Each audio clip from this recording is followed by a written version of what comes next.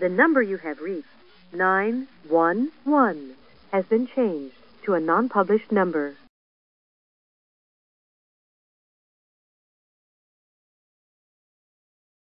Okay, today's date is August 24th, 2011. Time is now 13:12 hours.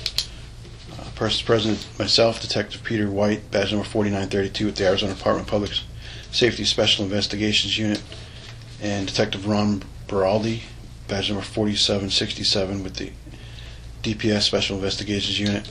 Person being interviewed is Officer, is it Heriberto? Heriberto, correct. Dominguez, and your badge number is Q34? Correct. Okay. Location of the interview is Parker, Arizona. This is a criminal investigation interview pertaining to criminal allegations made against Jeff Gilbert while the Chief of the Quartzsite Police Department. The DPS report number is 2011-027-462. And could you state your full name, please? Heriberto Dominguez. Okay, and your age? 35. And if you give me a physical description. 5'8", 221 pounds, black hair, brown eyes. Okay. And who do you work for? Quartzsite Police Department. And what's your occupation? Assigned to patrol, police officer. Okay. And you have a business address? 305 North Plymouth. Plymouth Avenue, that's in Quartzsite, Arizona. Okay, and a business telephone? It's 928-927-4644. And how long have you worked for the police department? November will be 6 years for that department.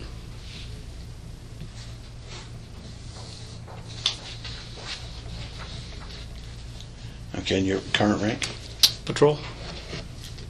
You're just standard patrol officer? Like I said, I was canine, but just as I've heard, and I guess I'm no longer canine, so I'll just be patrol. Okay. No, it's canine. Is it a promotion? To be? No, it wouldn't be a promotion. Okay. Is your call sign the same as your badge number? Yes, Q34. Quartzsite 34 is what we go by. And who is your current supervisor? Now it's Sergeant Jim Schultz, James or Jim. And at the time these allegations were made? It was Sergeant William Ponce. Okay. Did you sign the letter of no confidence? And the letter I'm talking about is the Quartzsite Police Officer Association letter dated May 10th, 2011? Yes, sir. Did anyone force you to sign the letter? No, sir. Okay. Did you author the letter of your allegations against Chief Gilbert? Did I author? Yes. That letter that... This one? Yeah, that one. My statement, yes. Okay. I did write this. Did you sign the letter? Yes, sir. Did anyone ask you to write that letter? No, sir. Did anyone force you to write that letter? No, sir. Okay. And did anyone tell you what to put into the letter? No. Okay, why did you write the letter? As we were all discussing and bringing up issues, what we didn't think were right, and each one would write down what they had, or at least what I was, what I had dealt with Jeff Gilbert, what he asked me to do, is what I wrote down, my part only. Okay, I'm going to ask you this question: why don't you have confidence in Chief Gilbert? But I just want, let's start with some of the. We're not here for the administrative reasons, but if you just give me a brief, summary of what that is. And then we'll get to discuss the criminal allegations. Okay. I don't feel confident with him. Mm-hmm. He's asking me to do what I think is illegal or unethical things by telling me to go and target certain people. I don't think that's right. That's one. And then the way he's and that's just my opinion. But what he says because I'm the chief, when he tells you to do something, and if you ask why, because I'm the chief. What kind of? I don't look at that as a good leader. So I don't feel confident with somebody who's telling me because I'm the chief, you're going to do what I tell you to do. That's just my opinion, though, and that's why I don't feel confident. Okay. Did the chief, any of his command staff, or other officers threaten you in any way? No. Okay. Are you aware of any threats made toward any employee of the police department from others within the police department? During the 2010 DPS investigation, and we were all, after the investigation was over with, we held a department meeting, and in that department meeting, the chief said that he had the report and that he was clear and that he knew who had talked and that there would be repercussions.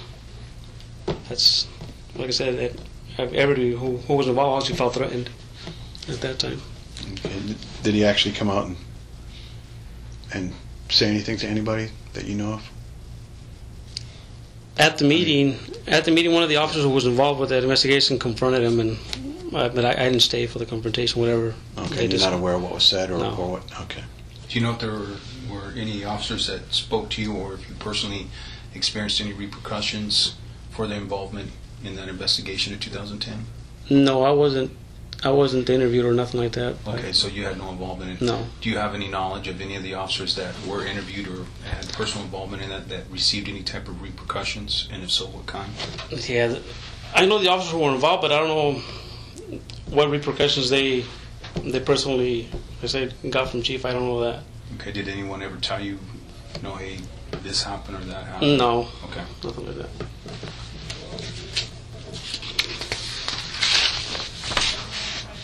Okay. What criminal allegations do you have regarding Chief Gilbert? Criminal, I don't have any. This is, and the way I look at it, I think it'd be unethical. I mean, I don't know what you guys think about my statement, but Okay. the only other would be the criminal that I was told, but I can't. I wasn't there for it, so I don't know exactly. Okay. What were you told? The running of people through NCIC. Okay. I'll get that in just here in a minute. Yeah. Did Chief Gilbert direct you to conduct traffic stops and either arrest or cite anyone? Here on 6/9 of 2010, he specifically told myself and Officer Kemp, we were the ones on duty that evening, that Jennifer Jones was supposed to be out that property that she was on. And Chief, I don't know how, but he knew or believed to know that some of her vehicles or trailers were not registered, so he asked us to cite them if we seen them on the road. Did he ever tell you how he got that information? No, I didn't ask. Like I said, I went in one ear and out the other. I wasn't going to do what I didn't think was right. So. Did you conduct traffic stops on those individuals? No, not that day, not at all. Okay, how come? Like I said, I don't believe it was right. I don't believe it's right. And what about that made you feel, or what's your personal take on that makes you feel that that's unethical or was not right? The reason I feel that way is because of the, I guess, political BS that's going on in that town. Okay, so is it based on the fact that you're aware of other issues that are going on within the police department? In my opinion, ever since these people, Jennifer Jones, Jack Jones, and a few others, ever since they started getting involved in politics, the way I see it, we've been, like I said, me on this case was asked to cite them, and I believe it was for that reason, because they're politically involved and they're against the chief. That's why I don't believe it's right. Even though you did not make the traffic stop and you didn't take any action, do you know, or were you provided any personal information as to, in fact, they had violated something other than the chief saying they had violated this? I mean, did you have any actual evidence or anything to support what the chief said, or was it just... No, just what he said. Like I said, I wasn't even going to run it. I didn't feel it was right, so I was not even going to mess with it at all. Okay, and so you weren't provided with any evidence to support no, what sir. the chief's allegation? No. Okay. No. Okay. Did Chief Gilbert ask you to conduct a CJINCIC, NCIC, or other related computer criminal justice computer inquiries on anyone? I don't believe he's asked me anything like that since I've been working there now. Okay. I've been fortunate. He hasn't really messed with me. But Were you present when he may have asked someone else to do those inquiries? I don't recall. I don't think so. I haven't been present, nothing like that. Did you hear of anybody that the chief asked to make NCIC? Did I hear? Yes, I heard. And who's that? That'd be our secretary, Linda Conley. And did you hear that from her? Or did you hear Yes, that from from other her. officers? From her. And how about other officers? Did they say? Maybe Sergeant Ponce, but specifically from Linda is the one that I can definitely say. And do you recall when she said this to you? That was around the time when we took the letter to ASPOS. I believe is when all this came about. Okay. I don't know the exact date. I believe it was May 14th, I believe it was. That the letter went up there, so it was around that general area.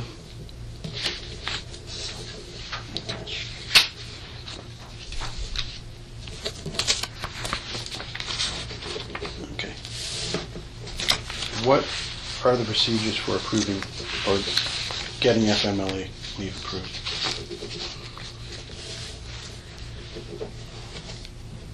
And also, I'm assuming sick leave and stuff like that. Right. We obviously we write up a leave form request, and then there's either sick, vacation, or vacation. Then you document or you mark whichever one you want. Then it goes to the sergeant, and he either approves it, and that's pretty much all it goes to him. And if he approves it, we get it back and signed by him, and that's as far as our dealing goes with it. Okay. As long as you've been with the police department, has the chief ever been involved with approving your leave? I can't. Like I said, I don't know if he. I'm assuming. I guess he'd have to be the ultimate authority that said yes or no, even though if the sergeant approves it or not. Like I said, as far as I know, it goes to the sergeant. That's pretty much as if I get it back from the sergeant approved, I should pay more attention. But I can care less at that point. If it's been approved by my sergeant, which is my supervisor, that's what I go with. So if you guys are going to request a family medical leave, that has to go through your sergeant. To my supervisor, so yes. It kind of based on your knowledge. My goes chain through of your command. Exactly. But you're not aware of it going all the way to the chief. Yeah, I'm not aware of that. Okay. Do you know what happens if, for instance, it goes through your chain of command and the chief's not available? If it goes to anybody else within the town, or as far as Yes, you know? it goes up all the way up to finance. I believe finance also has to sign it. Okay. But if he's not there, I don't know what steps are taken after that. Like I said, mainly my supervisor, yes or no, and I'm happy with that. And I believe you were one of the officers that were taking FMLA, and then Or sick time, yeah. Yes, I was one of them. and then the chief came back and said that you had to change it. Yeah. Now, are you aware of any of that sick leave forms being whited out? I was told by the other officer, my partner Kemp, yes, he said his was whited out. I believe I have that. I had copies.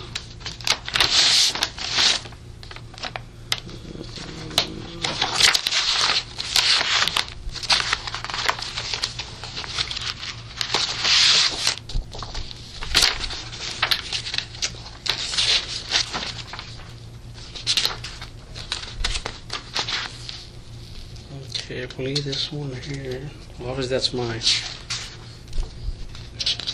Yes, it is signed by the town manager and then supervisor. Let me see here.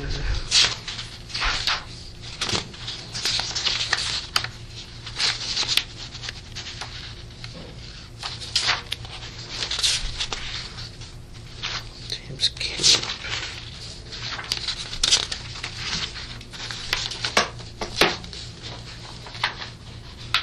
These are camps, and for sure I had the one where it does appear to be whited out. Yeah, I think it was Officer Kemp's, I believe. Yeah, his was the one that was whited. I thought I had a copy of that one too, but I'm not sure if it's that one.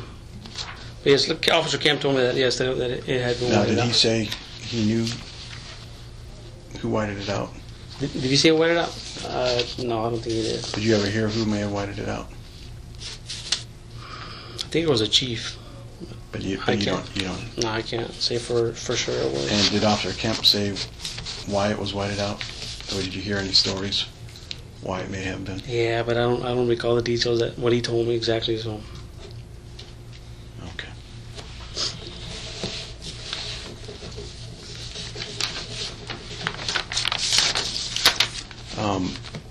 What do you know about the investigation of sexual misconduct in Officer Starr?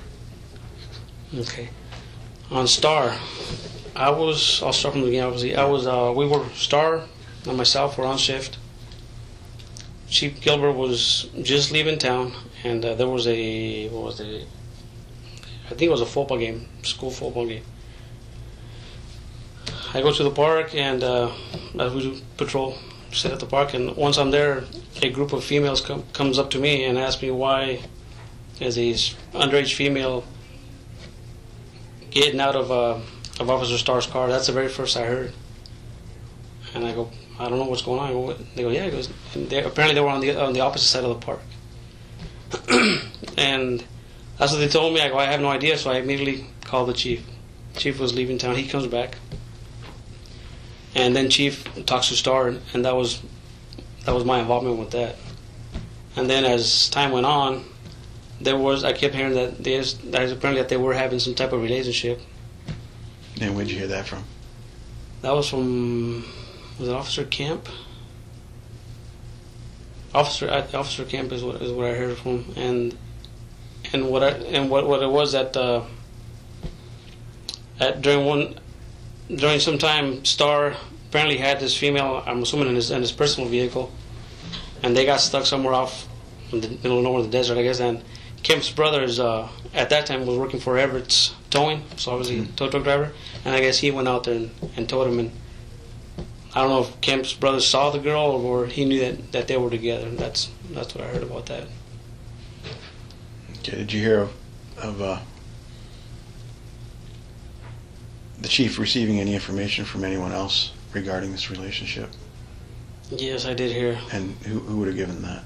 I heard that Officer Villafana had information, and it was given to, I believe, his supervisor, Javier Frost at the time, and to Chief Gilbert at the time.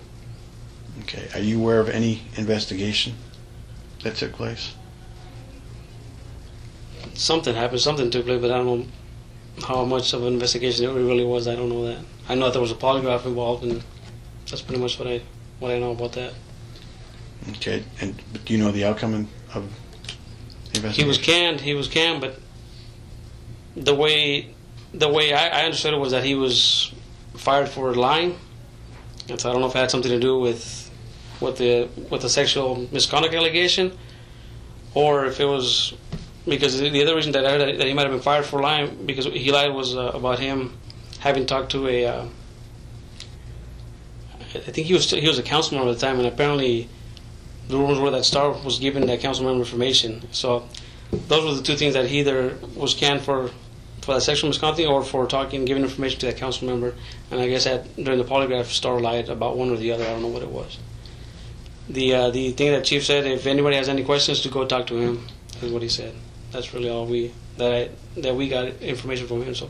But you're unaware if that report ever made it to the county attorney's office? Yes, I'm not aware of that. You said you've been working there almost 6 years? Yes, sir. So November will be 6 years. So, and how long has the chief been working there? He came on right a few months before I got there. Yeah. So okay. Have you seen a change from the time you first started working with the chief? A change in himself, or changing his policies and the way he does things and how he carries himself?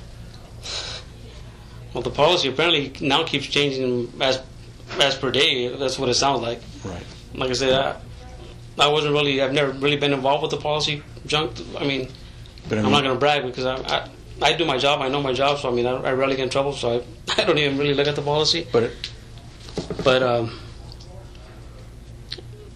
only thing I can say about him, he spends a lot of time over the town hall in politics. What I say. Now, his first couple? When did he start? When do you think, in your mind, did he start targeting these individuals?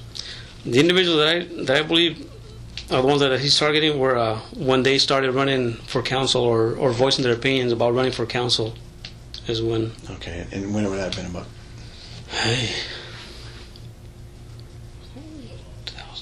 Probably the late 09 and the beginning of 2010 is what I'm thinking. Okay.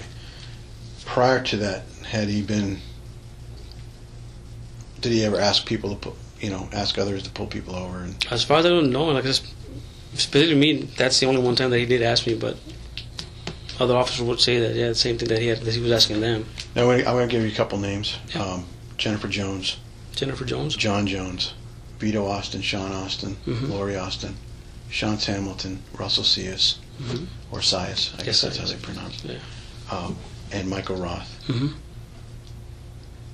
Are those some of the individuals that he may be targeting? The ones that I say politically were the Jack Jones or John Jones and Jennifer Jones and Cias. Those were all as far as I know, were running for council or had council, whatever, at one time. And Vito, I'm not sure what the story with Vito was. And then Lori Austin and then Sean Austin are the parents, or I guess she's the legit mother, but he's a stepfather. Sean Austin's a stepmother. Right. Well, the stepfather, I'm sorry, of the girl that Officer Starr was supposedly seeing. Okay. What was her name, the girl? That was her name.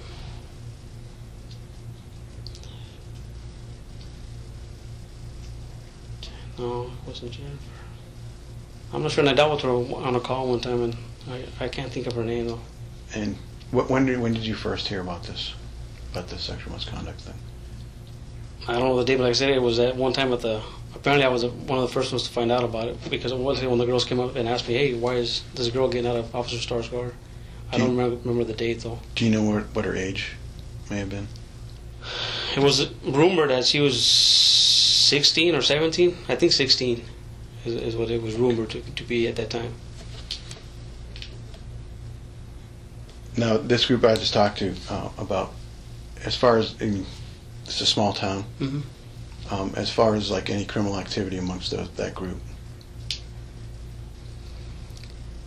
The only one that I've dealt, and he was a victim at the time. It was Mr. Jones, Jack Jones.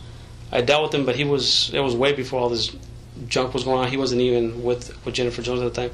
I dealt with him at he apparently was working for one of the swap meets, and he was dealing with the parking of the vehicles, and apparently he got hit by a pissed off guy who wanted to park in there, and that's how I dealt with him the very first time. But that was way before all this running the people and stuff. Because some of the stuff we've been hearing was like small, like disorderly conduct and maybe some domestic violence stuff.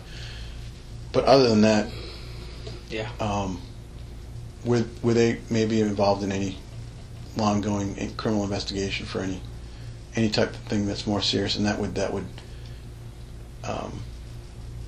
make it reasonable to be run as many times as they've been run? No, like you said, if lately obviously they've been arrested for discount and crap like that, but prior to, I don't think they have anything else on them. No, compared to other individuals in the town that may be of more, criminal nature, to where would deem necessary, where they might be running, have people running their, who show up and whatnot to their place of business or home. Have you seen them targeted more or less than what the Joneses and the other people I've mentioned? As far as I can tell, everybody else has been as a normal daily operations of an officer would deal with. If you get a call, you deal with them. Otherwise, you don't deal with them at all. Type deal. Mm-hmm. That's what I can say about that. I mean, I really don't recall anybody else being targeted specifically as many times as these people have. I mean, like people who are the task force might say, hey, when you go by this business, if you see somebody there, can you run this plate for you? And they'd probably give you a reason, hey, they might be doing something over there. Yeah. And like I say, I was a canine, so I mean, obviously that was one of my things. But task was rarely, if anything, it would be us looking at certain houses that we believed to be dope, or we had gotten rumors that we would look and stuff like that. But anybody else asking us specifically, like I said, was just with the normal people of Quartzsite. I mean, I don't recall anybody that we would really target. I don't know if that makes sense, but I mean. Right. I mean, going back to why you don't think that it was right that the chief target these people. I mean, say someone from the task force did come by, or another officer said, "Hey, I think something's going on at that residence. Can you go by and see who's there?" Would that seem more reasonable to you than what the chief was asking? Yeah, definitely, but I'll try to see what information they have too. Right. Though, I mean, because I know what trouble we can get into. I mean, so I mean. Me personally, I won't do it unless I have more specific information. Are you familiar with any high-profile, long-term investigations that have been conducted at the Quartzsite Police Department while you've been employed there? Investigations. The only one is when we had the death of Lori Vittori. I guess there was there was a pretty long investigation. The same thing with that. We were like, if you want to get details, ask the chief. Like, well, screw it. Then if they don't feel, I should know about it, screw them. Then that was the way I felt about it. I'm just trying to see if there's anything that's been a long-term investigation for Quartzsite is where I'm going with this. So it would give me kind of like a scale to compare to these people being run to where you have a high-profile or a long-term investigation that would result in felony charges to kind of give me a scale to compare against as far as criminal histories being ran, driver's licenses, stuff like that. It's the only one you if anything, it would have been that one because of the Laura Vittori where she was found, her body was found in the desert. That was, I don't, supposedly either the FBI or somebody came down and did some investigation on that. I mean, that'd be the one that stands out in my mind. So, but it's one that you guys handled right off the bat as an agency? Yeah. Okay. Yeah. And do you know when that occurred? That's probably been 2 or 3 years. I think it's been before all this running of all these people. I think it was way before that. Do you have an idea of when the year was? 09, I would say. Something during the 09, I think. And do you know how long that you guys remained as the main investigative agency before the feds came in? No, I think the feds were called fairly soon in the investigation. Okay. Yeah. Any other ones that would be... Any other investigation like that? Lori Vittori case.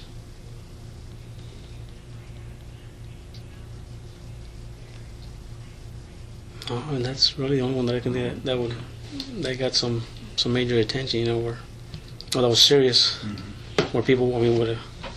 Any other investigations that might not be super high profile, but that would be like a kind of like a long term, I'm not talking years and years, but it would be considered maybe a longer term investigation than responding and then.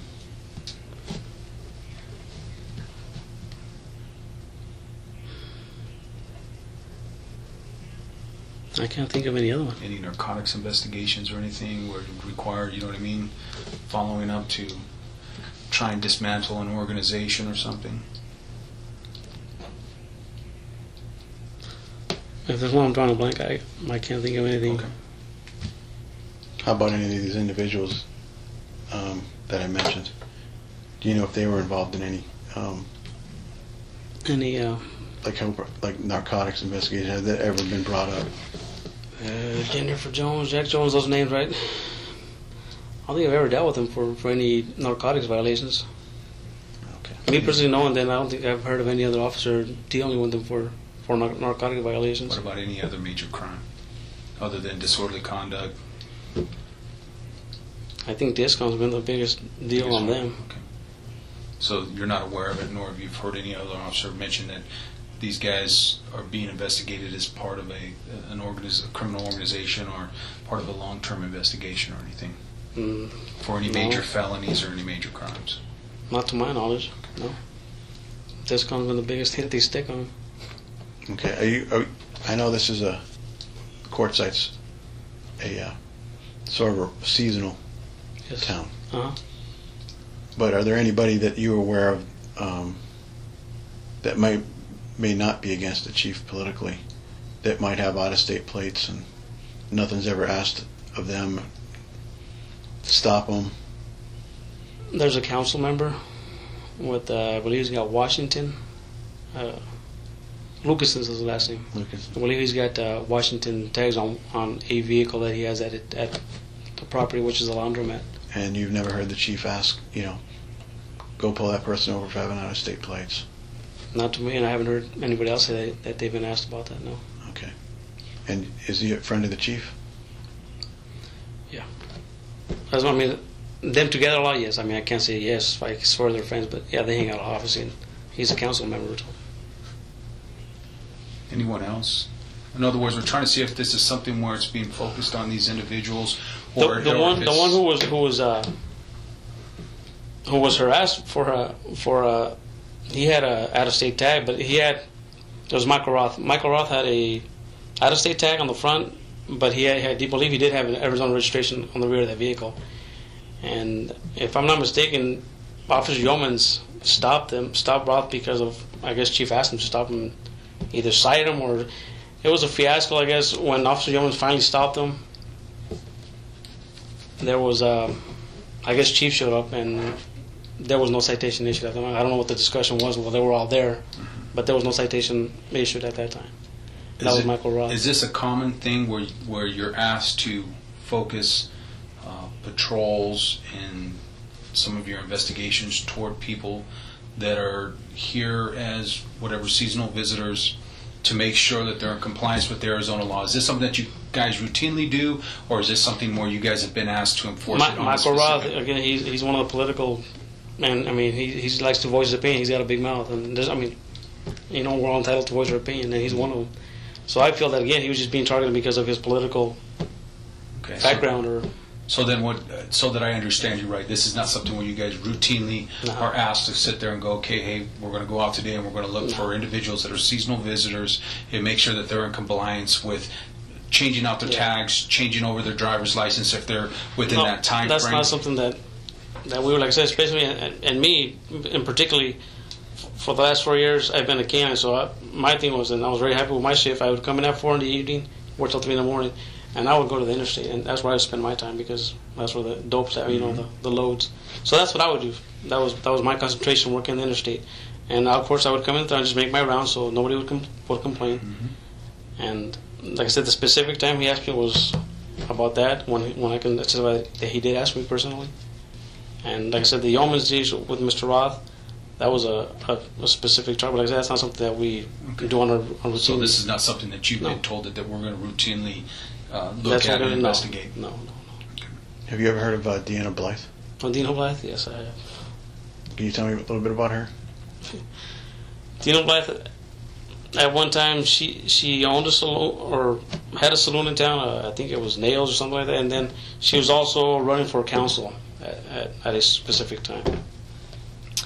Running for council, and then through my other canine partner, Ruben Villafana, apparently he pulled her over, or at one time knew that she had warrants, and he either stopped her or he was going to go after her, and apparently Gilbert told him not to arrest her, but I guess that she was taking care of the warrants or something like that. And then the other issue that I was aware of, or that I heard about with Blythe, was when again, Officer Villafana stopped her and she was DUI, and she had a few, I think she had failure to yield or some other felony charges, and I don't think anything happened, or I'm not sure if anything was really filed on that case. And rumors were that probably the chief had something to do with nothing being done about that case either, but I can't prove that. Okay, were her and the chief friends, to your best of your knowledge? Yeah, there were, of course, rumors fly around town that might have been more than friends. Rumors are, I mean, I can't say nothing for sure. Okay. Any questions? So, again, I'm not trying to put you on the spot, but based on what I asked you earlier, it appears that there's kind of it's being this registration thing where they're asking people to check on people's driver's license through 50 states, determine if somebody's registration should be transferred over to Arizona, and the same thing with their licenses. Does it appear that it's being kind of enforced in a selective manner? I would say, yeah. I mean, like I said, that's not something that we would, on a daily basis. I mean, that's not something that we would really focus on. Now, do you have anybody that's specific in your agency that handles like criminal investigations, such as a detective, or how does that work when you guys get a criminal investigation that comes in? Does that one officer that takes that call, does he see it from the beginning to the end, or is there somebody that handles the investigations? That's a mess too. We have when I first came on board with Quartzsite, we had at that time he was Detective Javier Frosto. He was a detective, and I guess he was supposed to deal with the major crimes that would take time, investigation, blah blah blah. And obviously, during my time there, he was promoted to sergeant. And it was always, we either do have a sergeant or a detective or no detective. I mean, it was back and forth with Javier. And but I guess if any criminal investigation run or backgrounds, like for people coming on board, it was Javier. I think that would do him.